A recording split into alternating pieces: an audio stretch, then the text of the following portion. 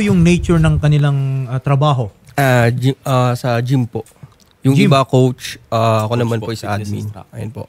Okay, mga instructor ng mga gym. Okay. At gaano na po ba kayo katagal, no, doon sa employer po nila? Ako po, 1 year, mahigit na rin. Magto 2 years. Okay. Kayo po ay merong employment contract with them? Yes, sir. Opo. Meron po.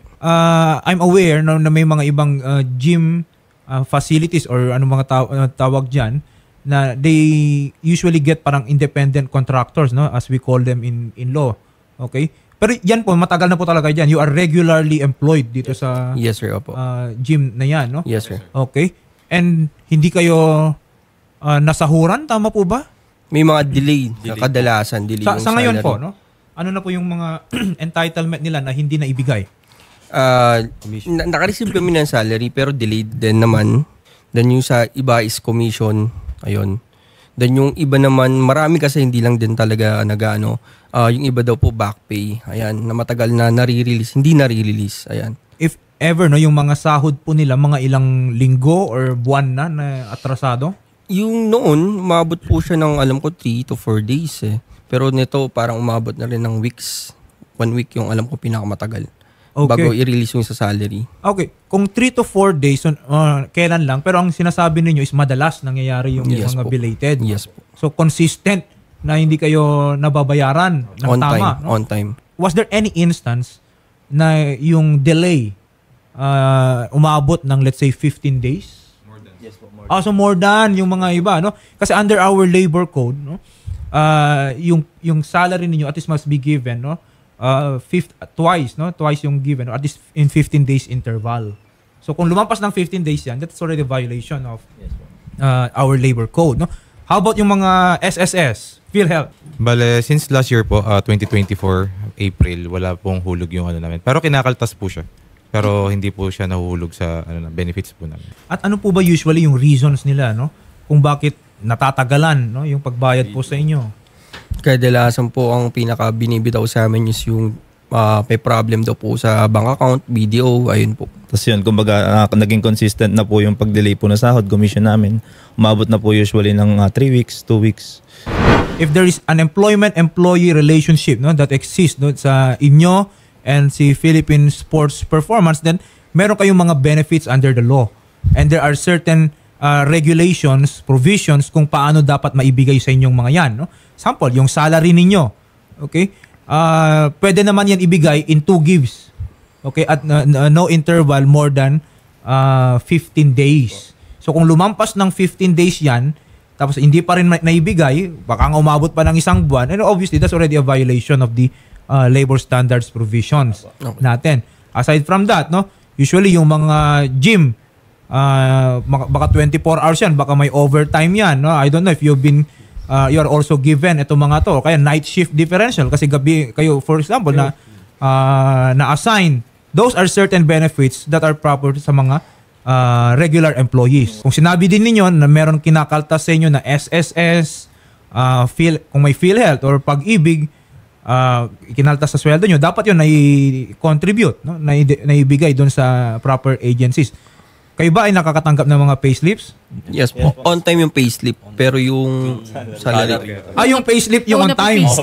Nauna na yung payslip, Tapos yung to follow na lang yung sweldo.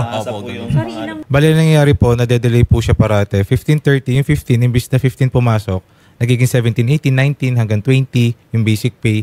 Kasi thrice po kami po sumasahod sa sa Philippine Sports Performance. Meron po kaming commission. Iba pa po yung commission po every 10th of the month naman po yun na inaabangan lahat ng coaches. Mahalaga po yun kasi ayun yung parang pinakamalaking sahod namin bilang coach. Doon kami, kumbaga kumikita na malaki. And then, delay din po. Almost 2 weeks, 3 weeks po yung sa commission. Since September? Opo, lagi po siyang delay. Weeks. Yeah. So tama, no? Ang nirereklamo ninyo is yung laging delayed. Pero as of now, ang na-delay lang is parang 3 to 4 days or going 1 week na sahod po nila. Then sa mga commission din nila. Sa mga coaches. Mag-iisang buwan na din po. Ay, yung commission, yung malaki, nasabi po nila, yun pa yung talagang natagalan. Papatong na naman po siya itong January. Coming Feb. Pero yung payslip nun, nauna na. Yes po. Opo. So alam nyo na kung magkano dapat yung natanggap ninyo. Baka naman pumirma na kayo sa payslip. Wala pa po. Wala pa, okay. Good afternoon po, Panyera. Good afternoon po sa inyo at saka sa mga viewers niya po. I heard yung concerns po ng ating mga complainants po dyan, no, sir? Yes po. Also po, I just like to remind po ating employers no, to pay yung mga salaries and wages po on time and promptly, sir, no? I also heard din po na there were delays po due to the banks po. Natapa po ba yung mga payroll banks po yata daw gumagana? Tama po ba? Parang yun daw po ata yung ginamit na reason, no? Opo. Kasi minsan yung mga application na under maintenance, parang yun na yung ginagawang excuse pala ngayon. Opo. And actually the law already foresaw that, no? Under our labor code po, meron po sila tinatawag na force majeure. So, ibig sabihin, ito yung mga unforeseen na circumstances. Hindi natin nakita or pwede mangyari po.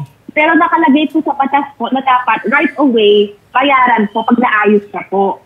So, dito po, I don't think naman nagtatagal masyado yung mga glitches sa mga banks po. I don't think they last more than a day naman po siguro. So, Yes. Yung under maintenance na application, that is just one way of transferring funds to their bank accounts. Exactly Kung under maintenance yung app, ba't hindi ka pumunta sa bangko? Yes po. Hindi naman siguro under maintenance yung bangko. Yes, sir. Exactly po. But moving to my next point, no, we also encourage din po yung mga employers to have backup plans din po, no? That's Meron right. po tayong mga traditional ways of paying po. Of course, medyo tedious po.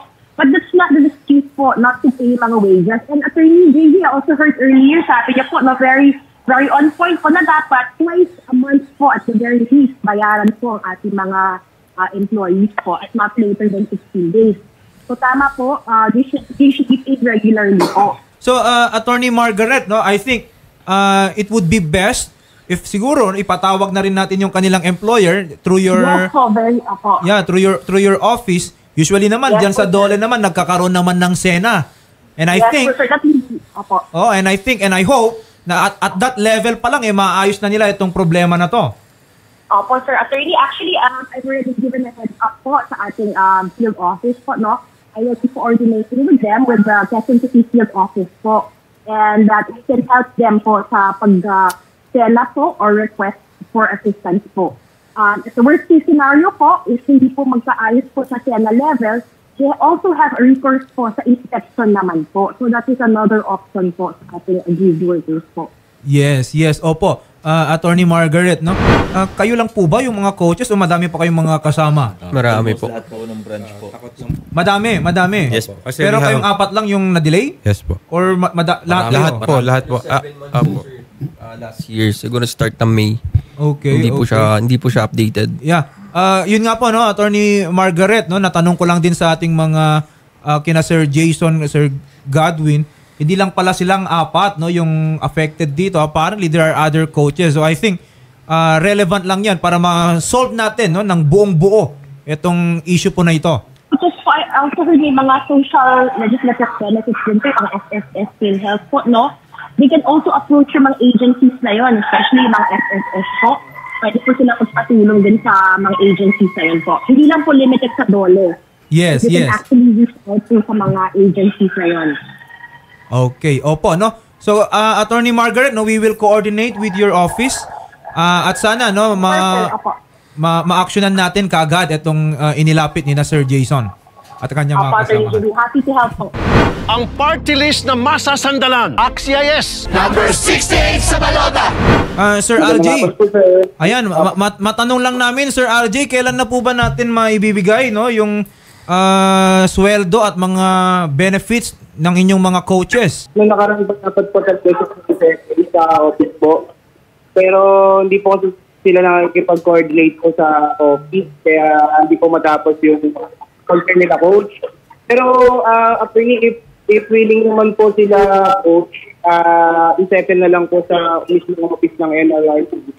Willing naman po para makuha din po nila yung kakapatan din po nila, coach. Yeah, actually, no, Sir RJ, no, the best case scenario here, pwede namang hindi na tayo umabot sa NLRC, no, sa tanggapan ni na Attorney Margaret. Siguro if you can give us a date right now. Bigyan niyo, may bibigay po ba tayong araw? Bukas kaya, no? Apa, wala naman pong problema. Kasi na-compute nyo naman na, nabigay nyo na rin naman daw yung payslip. So it's just a matter of depositing to their respective accounts. Apo. Actually po, willing naman po kami as soon as possible po na isettle po yung mga concern po nila, coach. Wala naman pong problem po yun sa end po ni PSP. Okay. Pero sir, medyo vague pa rin sa akin kasi yung as soon as possible, no?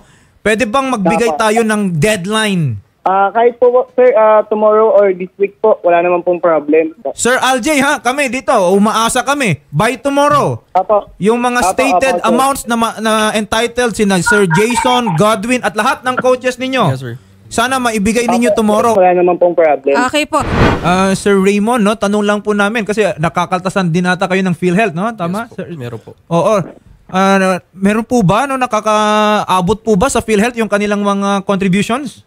Okay, upon checking po yung aming system as to the registration of Philippine Sports Performance, nakita po namin na wala pong record po.